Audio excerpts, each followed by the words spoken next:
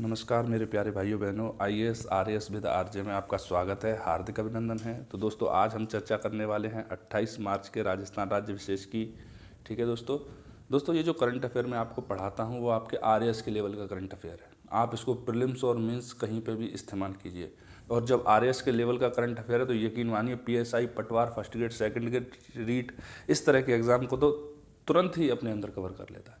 ठीक है मेरे भाइयों बहनों, तो दोस्तों अपनी चर्चा पे आने से पहले मैं आपको फिर से एक छोटी सी इन्फॉर्मेशन दे देता हूँ। आप इसकी पीडीएफ डाउनलोड कर लीजिए जाके मेरे टेलीग्राम चैनल से। उसका नाम है IAS RAS विद आरजे। इस नाम को आप जाके टेलीग्राम पर सर्च करेंगे तो आपके सामने चैनल आ जाएगा, आप उसको ज्वाइन कर लीजिए और कोशिश कीजिए सॉफ्ट कॉपी में ही पढ़ने की, क्योंकि जब आप लिखने बैठते हो तो बहुत सारा समय, कई लोगों की तैयारी का तो आधा हिस्सा लिखने में ही निकल जाता है। फिर उस लिखी हुई चीज़ की रद्दियाँ बेचते हैं। दिमाग भरोगे तो सिलेक्शन होगा, कॉपियाँ भरोगे तो रद्दी बेचोगे। ठीक है, तो दोस्तों आते हैं हम आज के डिस्कशन पे। उससे पहले मैं आपसे एक छोटी सी और रिक्वेस्ट करना चाहता हूँ कि आप भैया चैनल को थोड़ा सा शेयर कर दें, सब्सक्राइब कर दें, रीच बढ़ेगी इससे चैनल की। ठीक है, चलो तो बिना किसी इधर उधर की बात किए अपन आते हैं सीधा न्यूज़ डिस्कशन पे। हम नहीं चाहेंगे कि हमारा वीडियो थोड़ा सा लंबा हो जाए। तो दोस्तों हम पहली न्यूज़ जो डिस्कस करने वाले हैं वो है सामाजिक सुरक्षा पेंशन योजना 2023। ठीक है, तो सामाजिक सुरक्षा, इसके नाम पे जाइए आप, सामाजिक सुरक्षा। सबसे पहले हम ये जान लेते हैं कि चर्चा में क्यों आई है। तो दोस्तों हमारे जो सीएम साहब हैं श्री गहलोत जी, उन्होंने कहा है कि 1 मई से जितनी भी सामाजिक सुरक्षा पेंशन योजनाएं हैं उनके अंदर मिनिमम 1,000 रुपये दिए जाएंगे। कम से कम 1,000 रुपये की राशि तो दी ही दी जाएगी। ठीक है, अभी 1,000 की मिनिमम नहीं है, अभी कई योजनाओं में 500 रुपये भी मिल रहे हैं, तो 1,000 रुपये मासिक तो दिए ही जाएंगे। ठीक है, अब हम योजना के बारे में जान लेते हैं। तो देखो इसका नाम है सामाजिक सुरक्षा। अब सामाजिक सुरक्षा किससे दी जाएगी? जो समाज के रूप से असुरक्षित होगा। असुरक्षित कौन होगा? गरीब, कमजोर। कमजोर का मतलब दिव्यांग या फिर समाज का वंचित वर्ग। अब वंचित वर्ग कौन सा है? वंचित वर्ग है आपका किन्नर समुदाय। ठीक है, और कौन होगा? दुखी हारी महिलाएं होंगी। और कौन होगा? गरीब होगा। और कौन होगा? किसान होंगे। इस तरह के लोगों को सामाजिक सुरक्षा दी जाएगी। तो दोस्तों इस सामाजिक सुरक्षा पेंशन योजना के अंतर्गत कई सारी और दूसरी योजनाओं को समाहित किया गया है जो पेंशन से ही संबंधित है। ठीक है, कौन सी है? उनमें से पहली है राजस्थान वृद्धावस्था पेंशन योजना। मतलब राजस्थान के अंदर बुजुर्गों को वृद्धावस्था में मिलने वाली पेंशन। तो ये किन लोगों को दी जाएगी? इसकी पात्रता जो है वो इस तरह से है कि ऐसे परिवार जिनकी जो वार्षिक आय है वो 48,000 रुपये से कम है, मतलब 48,000 है या उससे कम है, 48,000 से अधिक नहीं है, उस तरह के परिवारों के वृद्ध लोगों को इसमें शामिल किया जाएगा। अब आप बोलोगे सर वृद्ध कौन होते हैं, कितनी उम्र से किसी को वृद्ध कहा जाता है? तो उसके लिए सरकार ने महिला की आयु को 55 वर्ष और पुरुष की आयु को 58 वर्ष या उससे अधिक बताया है। ठीक है, लाभ क्या होंगे? लाभ होंगे आयु के अनुसार 750 रुपये से 1,000 रुपये तक। ठीक है, मतलब जो व्यक्ति 74 साल तक का है, मतलब 74 ईयर ओल्ड तक है, उसको मिलेंगे 750, और जो 74 ईयर ओल्ड या 75 प्लस है उसको दिए जाएंगे 1,000 रुपये मासिक। ठीक है, लेकिन गहलोत जी ने, मैंने अभी आपको जस्ट बताया, कल ही घोषणा की है। कल की घोषणा के अनुसार 1 मई 2023 से न्यूनतम पेंशन है उसको 1,000 कर दिया गया है। मतलब 1,000 तो सभी को मिलेंगे ही मिलेंगे, और बाकी जिनको पहले 1,000 मिल रहे थे अब उनको कितना दिया जाएगा उसके बारे में अभी कोई चर्चा नहीं की गई है। लेकिन ये योजनाएं चर्चा में थी तो ये आपके एग्जाम के लिए इंपॉर्टेंट हो जाती हैं। ठीक है, और आप एक बात याद रखना, जो चुनावी साल होता है उसमें जब कोई एग्जाम होता है तो गवर्नमेंट खुद की अच्छी अच्छी योजनाओं को जरूर पूछती है। ठीक है, आपने पिछले कई एग्जाम में देख लिया होगा जो 6 महीने के अंदर हुए हैं, 1 साल के अंदर हुए हैं, उनमें इस तरह का करंट अफेयर पूछा गया है जिसमें गवर्नमेंट का इन्वॉल्वमेंट ज़्यादा है। ठीक है, जहाँ पे अच्छा परफॉर्मेंस किया है गवर्नमेंट ने। तो दोस्तों दूसरी योजना की तरफ आते हैं अपन। राजस्थान मुख्यमंत्री एकल नारी सम्मान योजना, मतलब सिंगल, अकेली रहती है। ठीक है, अकेली कौन होगी भैया? या तो जिसको तलाक दे दिया गया हो, या विधवा हो गई हो, या प्रत्येकता हो, छोड़ दिया गया हो जिसको, वही तो अकेली रहेगी, बाकी क्यों अकेली रहने वाली? ठीक है, तो इसकी पात्रता क्या है? इसकी पात्रता भी वही है, इसके परिवार की जो वार्षिक आय है वो 48,000 रुपये से अधिक नहीं होनी चाहिए। महिला की न्यूनतम उम्र 18 वर्ष होनी चाहिए। अब 18 वर्ष तो यूँ होनी चाहिए भाई, ये किसको दिया जा रहा है? विधवा, तलाकशुदा और परित्यक्ता, तीनों है शादीशुदा। और राजस्थान में या कहीं पे भी भारत के अंदर जो न्यूनतम उम्र है वो कितनी है शादी की, वो है आपकी 18 वर्ष लड़की की और लड़के की 21 वर्ष। तो जब 18 वर्ष से कम में शादी कर दोगे और फिर उसके बाद ऐसे ही आ जाती है तो पेंशन की जगह पर सजा मिल जाएगी भैया। अगर ऐसा कुछ केस है भी तो जाना भी मत। तो न्यूनतम आयु कितनी होनी चाहिए, 18 वर्ष होनी चाहिए। अब इसमें क्या है, 500 से लेकर 1500 रुपये तक की जो है पेंशन का प्रावधान है, ठीक है। अब 500 रुपये किसे दिए जाएंगे, जिनकी उम्र 18 से 54 वर्ष है। 750 किसे दिए जाएंगे, जिनकी आयु 55 से 59 है। 60 से 74 वर्ष जिनकी आयु है उनको 1000 रुपये प्रतिमाह दिए जाएंगे। और 75 वर्ष या उससे ऊपर की आयु है तो उसके लिए 1500 रुपये प्रतिमाह दिए जाएंगे। दोस्तों वैसे तो देखो सरकार है, वहाँ पे बुद्धिमान लोग बैठते हैं वही करते हैं, लेकिन मेरे हिसाब से तो ऊपर वाले को सबसे ज़्यादा दिया जाना चाहिए, क्योंकि 18 से 54 वर्ष में खर्चे ज़्यादा होते हैं। भाई 75 वर्ष से ऊपर है वो, उसका ज़्यादा खर्चा थोड़ी है, उसको 1500 दे दिए। पर चलो ठीक है, गवर्नमेंट है, कुछ अच्छा ही सोचा होगा। तो दोस्तों हम अगली योजना की तरफ आते हैं। इसके लिए भी वही नोट है कि भाई गहलोत जी ने घोषणा कर दिया कि न्यूनतम 1000 रुपये पेंशन तो दी ही जाएगी। तो अब देखना पड़ेगा कि ऊपर वाली सीमा का क्या होता है। यदि निचले वालों के लिए 1000 कर दिया जाएगा तो क्या ऊपर वाली सीमा बढ़ाई जाएगी या वहीं जो स्थिर रखी जाएगी, ठीक है। अब अगली योजना जो है वो है हमारी मुख्यमंत्री विशेष योग्यजन सम्मान योजना। कौन सी, विशेष योग्यजन। विशेष योग्यजन कौन होंगे इसमें, या तो विकलांग होंगे या जो आपका ट्रांसजेंडर समुदाय है वो होगा, किन्नर समुदाय, ठीक है। तो इसकी पात्रता क्या है, पात्रता ये है इसकी कि इसकी जो विकलांगता है वो 40% या इससे अधिक होनी चाहिए, बौने होने चाहिए और किन्नर होना चाहिए। ये इसकी क्या है, पात्रता है। और वार्षिक जो आय है परिवार की वो यहाँ पर बढ़ाकर 60,000 कर दी गई है कि इस कैटेगरी में पेंशन चाहिए तो 60,000 से अधिक आपकी वार्षिक आय नहीं होनी चाहिए। और इस लाभ का वितरण किस तरह से किया जाएगा उसको भी हम देख लेते हैं। इसमें भी वही 500 से लेकर 1500 रुपये तक आपका वेरिएशन होगा हर चीज़ के अंदर, ठीक है। तो हर कैटेगरी अंदर वेरिएशन होगा। तो कैटेगरी पहले 18 से 54 वर्ष वाली को ले लें तो 500 रुपये प्रतिमाह मिलेंगे। 55 से 59 वाली को लेंगे तो 750 रुपये प्रतिमाह मिलेंगे। और 60 से 74 वाली श्रेणी के अंदर 1000 रुपये प्रतिमाह मिलेंगे। 75 वर्ष से जब अधिक की जो श्रेणी है, जिनकी उम्र 75 वर्ष या उससे अधिक है, उसको 1500 रुपये प्रतिमाह दिए जाएंगे, ठीक है मेरे भाई बहनों। और नई घोषणा फिर से वही कि 1 मई से, तो गहलोत जी ने इसके लिए जो न्यूनतम पेंशन की कितनी घोषणा की है, 1000 रुपये के। न्यूनतम 1000 रुपये तो सबको दिए जाएंगे। उसके बाद ऊपर की जो सीमा है उसका निर्धारण किस तरह से होगा, जिस तरह से भी होगा दोस्तों, जैसे ही होगा अगले दिन आपके सामने होगा, ठीक है। अब हम देखते हैं अगला किसके लिए है, कौन से समाज का वल्नरेबल सेक्शन है। तो वो है लघु और सीमांत किसान वृद्धजन पेंशन योजना। मतलब जो किसान वर्ग है उसके लिए अलग से योजना है। देखो दोस्तों, इस योजना पे आने से पहले मैं आपको कुछ टर्म क्लियर करवा देता हूँ। इसमें आया लघु और सीमांत किसान। तो सबसे पहले तो मैं बता दूं कि भारत के अंदर जो सबसे ज़्यादा संख्या है, लगभग 85% वो इसी तरह के किसानों की है। किस तरह के किसानों की है, लघु और सीमांत किसानों की 85%, ठीक है। अब सबसे पहले हम ये जान लेते हैं कि लघु और सीमांत किसान होते क्या है। तो दोस्तों जोत होती है एक, जोत का मतलब होता है उसके पास कितनी जमीन है जिसकी वो जुताई कर रहा है, ठीक है। तो जोत के आधार पर किसानों की स्थिति को बताया गया है कि भाई ये लघु किसान है, ये सीमांत किसान है, ये अर्धमध्यम है, ये मध्यम है, ये बृहद है। वैसे अगर देखा जाए तो जो श्रेणियां हैं ना किसानों की वो 3 है मेन, लेकिन अगर पूरी तरह से किसानों का वर्गीकरण किया जाता है तो वो है 5 श्रेणियां, ठीक है। पहले हम 3 को देखते हैं, 3 कौन सी हैं, फिर हम देखेंगे 5 कौन सी हैं। ध्यान से सुनना, ठीक है। तो 3 श्रेणियां हैं। पहली आती है सीमांत किसान, दूसरी आती है लघु किसान और तीसरी आती है बृहद किसान, ठीक है। और जो 5 श्रेणियां हैं वो कौन कौन सी हैं, पहली आती है सीमांत किसान, दूसरी आती है लघु किसान, तीसरी आती है अर्धमध्यम, चौथी आती है मध्यम और 5वीं जो आती है वो आती है बृहद किसान। और मेरे हिसाब से नहीं, सरकार के हिसाब से, भारत सरकार के हिसाब से यही तरीका सर्वोपरि है किसानों की स्थिति को जांचने का कि कौन सा किसान किस श्रेणी के अंदर आता है, ठीक है। तो हम भूमि धारण के हिसाब से देख लेते हैं कि किसानों की ये किस तरह से है। तो दोस्तों जो सीमांत किसान हैं वो आते हैं 1 हेक्टेयर से जिनके पास कम है। 1 हेक्टेयर से जिनके पास कम है वो कौन से किसान है, सीमांत किसान। फिर बात आती है लघु की। तो जो लघु हैं वो हैं आपके 1 से 2 हेक्टेयर वाले। फिर आते हैं अर्धमध्यम। कौन आते हैं, अर्धमध्यम। तो अर्धमध्यम जो है वो है 2 से 4 हेक्टेयर भूमि धारक। फिर उसके बाद आते हैं मध्यम। जो मध्यम है मीडियम वाले वो आते हैं 4 से 10 हेक्टेयर वाले। और जो आपके बृहद किसान हैं वो आते हैं 10 हेक्टेयर या उससे ऊपर वाली श्रेणी में। कौन सी श्रेणी में, 10 हेक्टेयर या उससे ऊपर वाली श्रेणी में। ठीक है, हम एक बार फिर से और देख लेते हैं इस वाली श्रेणी को।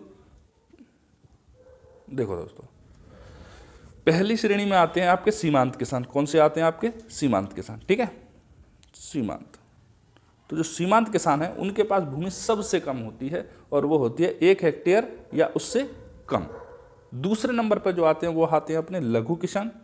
इसमें जो लोग होते हैं वो होते हैं 1 से 2 हेक्टेयर रखने वाले भूमि को, 1 से 2 हेक्टेयर जिनके पास है वो लघु हो जाएंगे।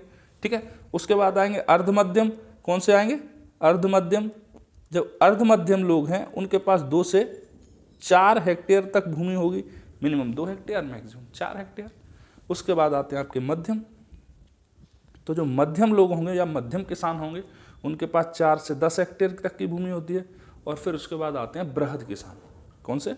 बृहद किसान। जो बृहद किसान होंगे उनके पास जो भूमि होगी वो 10 हेक्टेयर या उससे ऊपर होगी।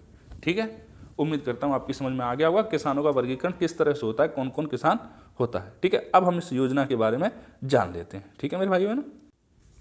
तो अब हम जानते हैं लघु और सीमांत किसान वृद्धजन पेंशन योजना के बारे में। तो इसकी पात्रता क्या होगी? इसकी पात्रता वही होगी, महिला के लिए 55 वर्ष, वृद्धों की बात हो रही है तो जो किसान हैं और वो वृद्ध हैं तो महिला कितनी होनी चाहिए? 55 वर्ष की आयु होनी चाहिए या उससे अधिक की होनी चाहिए। और पुरुष जो है वो 58 वर्ष आयु के होनी चाहिए या उससे अधिक होनी चाहिए। ठीक है, और लाभ का वितरण किस तरह से किया जाता है? लाभ का बंटवारा तो लाभ किया जाता है आयु के आधार पर। ठीक है, जो 58 से 74 वर्ष के हैं उनको 750, या 55 से 74 है उनको कितना? 750 प्रतिमाह। और जो 75 वर्ष या उससे ऊपर के हैं उनको 1000 रुपये प्रतिमाह प्रदान किया जाता है। और फिर वही बात आ जाती है, 1 मई से जो न्यूनतम लाभ है वो 1000 रुपये पेंशन की घोषणा कर दी गई है गहलोत जी के द्वारा। ठीक है, अब हम चलते हैं अपने अगले न्यूज आर्टिकल की तरफ। अगली न्यूज हमारी क्या है? तो हमारी अगली न्यूज है कि राजकीय महाविद्यालय नगर भरतपुर जो है उसका नाम बदलकर शहीद जीतराम राजकीय महाविद्यालय नगर कर दिया गया है। ठीक है, ये बहुत अच्छा कार्य किया है, जिसने भी किया है बहुत अच्छा किया है। क्योंकि मैं तो कल भी कह रहा था कि जितने भी शिक्षण संस्थान हैं उनका जो नामकरण है वो या तो शहीदों के नाम पर होना चाहिए या फिर स्वतंत्रता सेनानियों के नाम पर होना चाहिए। इससे क्या होगा? इससे समाज में जागृति आएगी। बच्चों को कम से कम बॉलीवुड या हीरो तो चुनने को नहीं मिलेंगे, वो अपना हीरो अपने आसपास से चुन पाएंगे। अभी तो बच्चों को नाम तक नहीं पता है कि कौन शहीद है, कौन स्वतंत्रता सेनानी है। जब बच्चों को पता लगेगा कि ये हमारे स्वतंत्रता सेनानी है, इन्होंने ये कॉम्प्रोमाइज़ किए थे अपनी ज़िंदगी में हमारे लिए, हमें स्वतंत्र कराने के लिए, तो लोगों के अंदर, बच्चों के अंदर त्याग और बलिदान की भावना बढ़ेगी। बॉलीवुडिया को देख देख के स्वार्थ की भावना बढ़ रही है। तो दोस्तों अब चलते हैं हम अगले न्यूज आर्टिकल की तरफ। अगला न्यूज आर्टिकल है वो बहुत इंपॉर्टेंट है आपके RAS मेंस के लिए, तो आप लिख के रख लो भैया, कब पूछ सकते हैं। और जो 1 डे एग्ज़ाम है RAS प्री है और इस तरह के हैं, उनमें इन एक्ट के बारे में पूछ सकते हैं कि ये एक्ट है, जो नियम है वो कौन से ईयर में आया, कौन से सन में आया, किस लिए आया। ठीक है, तो दोस्तों पहले हम न्यूज को देखते हैं कि न्यूज क्या आई है। तो दोस्तों न्यूज है हमारी, राजस्थान में पेट शॉप्स, डॉग ब्रीडर्स, इनका पंजीकरण करना बहुत ज़रूरी है भैया। इनको पहले क्या है, पंजीकरण नहीं करवाते थे, बिना पंजीकरण के ही काम हो जाता था। पेट शॉप्स हैं जो आप देखते होंगे जिसमें पालतू जानवरों को बेचा जाता है, पहले उनका पंजीकरण नहीं होता था, कोई नियमावली नहीं होती थी, कोई रखरखाव नहीं होता था। अब क्या है, अब गवर्नमेंट ने बोल दिया भैया इनका पंजीकरण करना अनिवार्य है। ठीक है, तो हम देखते हैं कि जो पंजीकरण है उसके लिए नियम क्या क्या हैं। तो सबसे पहला जो अधिनियम आया था वो आया था 1960 में, हम उसको पढ़ेंगे थोड़ा सा बाद में। उसके बाद जो आया है उनको हम पढ़ लेते हैं, क्योंकि इसके अंदर पेट शॉप्स और डॉग वगैरह मतलब जो घरेलू जो जानवर हैं उनके बारे में बात की गई है। तो इसलिए हमारे लिए जो इम्पोर्टेंट है एग्जाम के लिए वो घरेलू जानवर हो जाते हैं। ठीक है, तो दोस्तों पशुओं के प्रति क्रूरता और की रोकथाम, मतलब क्रूरता को रोकना, संपत्ति व जानवरों की देखभाल और रखरखाव। भैया आपके पास किस तरह की इंफ्रास्ट्रक्चर है, प्रॉपर्टी है जिसके अंदर आप जानवरों को रख रहे हो, देखभाल कर रहे हो, उसका नियम आया 2017 के अंदर। ठीक है, अब हम देख लेते हैं इसके बारे में कुछ टेक्निकल बातें। तो दोस्तों 1960 में एक अधिनियम आता है, क्रूरता निवारण अधिनियम। ठीक है, इसके अंतर्गत स्थापित किया गया था। 2017 के जो नियम है, 2017 के अंदर जो नियम लागू किए गए उनको 1960 के क्रूरता निवारण एक्ट के अंतर्गत स्थापित किया गया था। ठीक है, ये नियम क्या करते हैं, ये न्यायाधीश को एक अधिकार देते हैं, जैसे दोषी के पालतू पशुओं को जब्त करने का आदेश दे सकता है कि भाई जो व्यक्ति दोषी है, मैं हूँ, मैंने 4 कुत्ते पाले, सबकी स्थिति बहुत खराब है, तो मेरे जो कुत्ते हैं उनको जब्त करने का आदेश दे सकता है। कि भाई इसके कुत्तों को जब्त कर लो। जब्त करने के बाद फिर क्या होगा सर उनको या तो आश्रय स्थलों में पहुंचा दो या किसी को गोद दे दो जो गोद देना चाह रहा है, ये हो सकता है। और दोषी की सज़ा क्या है इसमें? भैया सज़ा के नाम पर सिर्फ इतना सा है कि जानवरों को छीन लो इनसे।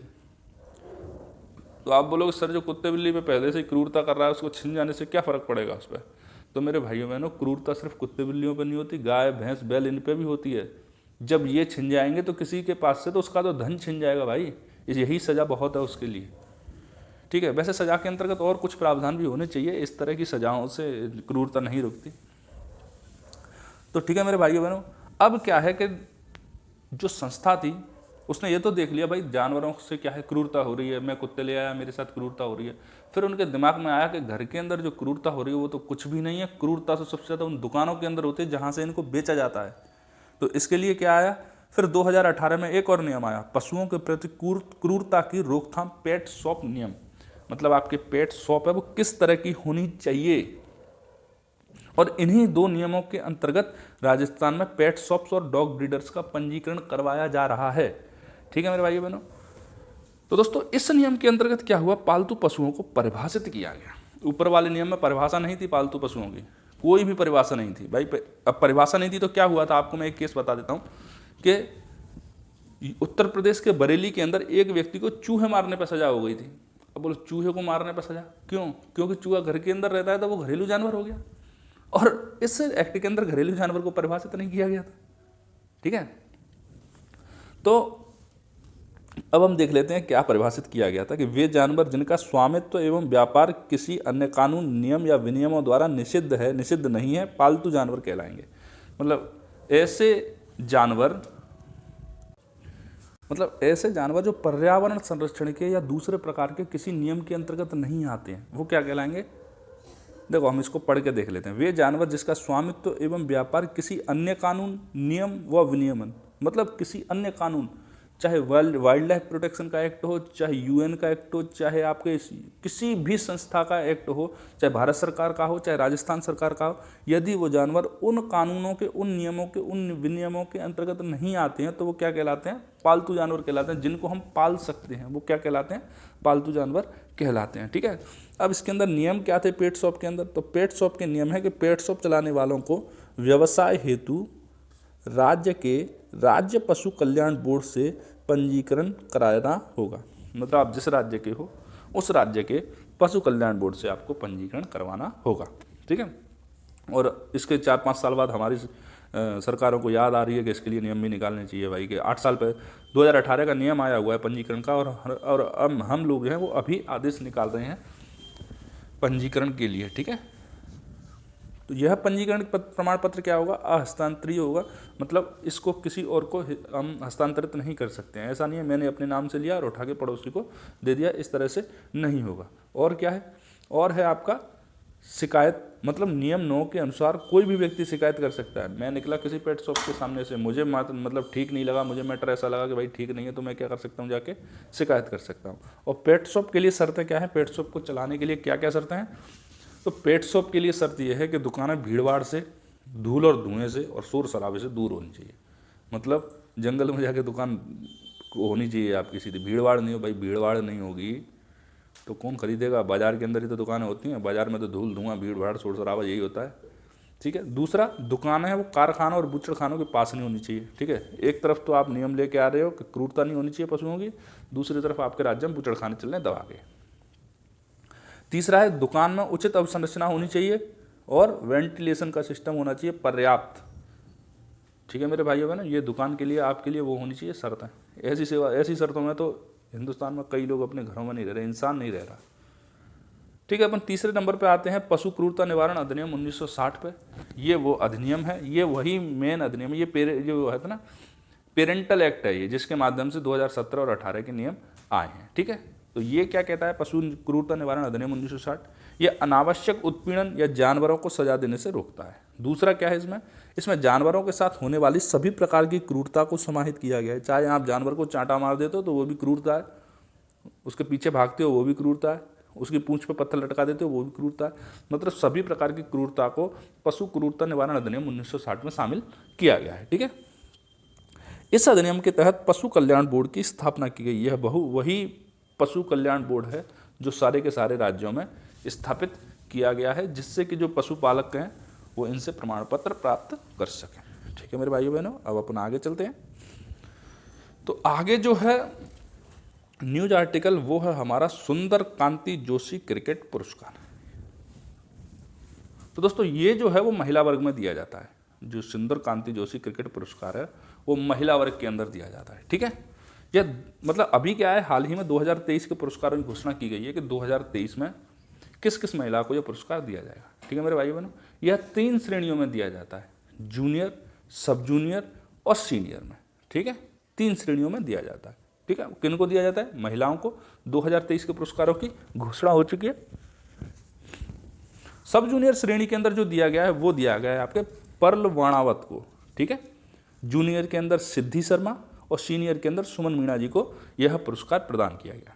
तो दोस्तों राजस्थान के अंदर इस तरह के जो पुरस्कार हैं यह चौथे नंबर का पुरस्कार है। मतलब इससे पहले 3 और दिए जा चुके हैं, पहला, दूसरा, तीसरा, चौथा। हम बोलें तो चौथा संस्करण है इसका। ठीक है, कौन सा संस्करण है?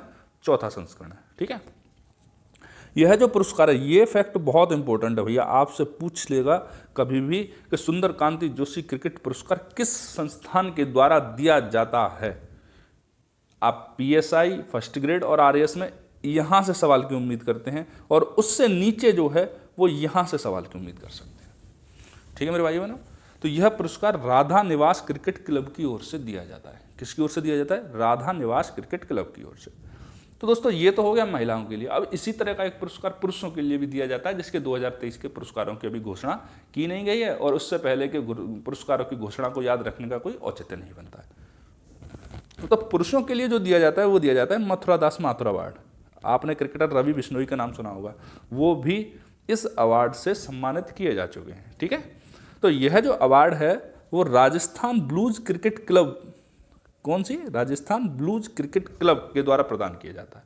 ठीक है, आपके लिए मथुरा दास माथुर में अभी यह 2 ही फैक्ट हैं जो याद रखने योग्य हैं, क्योंकि 2023 के जब अवार्ड की घोषणा की जाएगी तो जिन जिन लोगों को जिन जिन कैटेगरियों में अवार्ड मिलेगा वो आपको बता दिया जाएगा। ठीक है, अब हम आज की अंतिम न्यूज आर्टिकल की तरफ आते हैं। इसके बाद हम नेशनल और इंटरनेशनल इश्यू को लेंगे। तो राजस्थान इंटरनेशनल सेंटर की स्थापना की गई है। तो दोस्तों देखो, इसकी स्थापना जो है, इसका जो शिलान्यास है वो तो पहले ही किया जा चुका है, लेकिन अब क्या है, इसका क्या होगा? उद्घाटन किया जाएगा। गहलोत जी ने कहा है कि 30 मार्च को इसका उद्घाटन किया जाएगा। तो जब ये न्यूज़पेपर के अंदर जब चर्चा में है तो क्यों ना इसको अपन पहले ही पढ़ लेते हैं। तो दोस्तों राजस्थान इंटरनेशनल सेंटर जो है वो झालाना में बनाया जा रहा है, जयपुर में। झालाना, जयपुर में। दोस्तों इसी तरह का एक जो सेंटर है ना वो केंद्र स्तर पर, मतलब भारतीय स्तर पर दिल्ली के अंदर बना हुआ है। उसका नाम है इंडिया इंटरनेशनल सेंटर और उसी की तर्ज पर राजस्थान इंटरनेशनल सेंटर को बनाया जा रहा है या डेवलप किया जा रहा है। ठीक है, तो क्यों किया जा रहा है सर?